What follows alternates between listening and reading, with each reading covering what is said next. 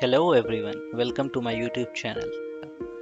This video is about the book Last Lecture by Randy Pausch, and in this video I will share the prime focus of the book while I'll not share the complete summary.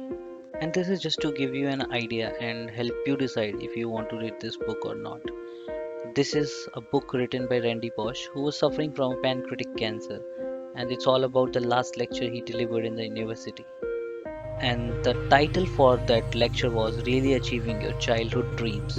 The lecture was focused on the principle and the necessity of mentors. He planned this lecture in such a way that his kids can get the answers of all probable questions they can have while growing up.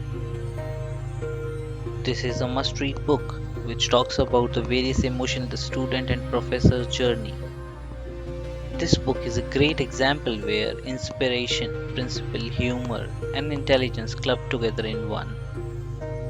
Many universities ask a lot of professors to deliver lecture, and it was professor's turn, which actually was his last lecture and wasn't about dying.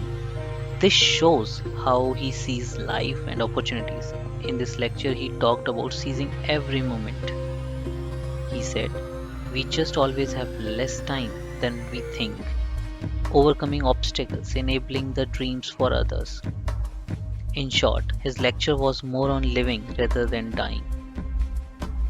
Knowing his medical condition, everyone in auditorium was expecting a talk about dying, and Reddy bought the surprise everyone by talking about the life. He designed this presentation very consciously, thinking about what makes him unique, and cancer was definitely not one of them. Was he a unique teacher, a professor, a computer scientist, a husband, friend, a son, or a mentor? All are these roles were valued, but everything that he loved and accomplished were very deep rooted with his childhood dreams. Despite cancer, Randy believes he is a fortunate man.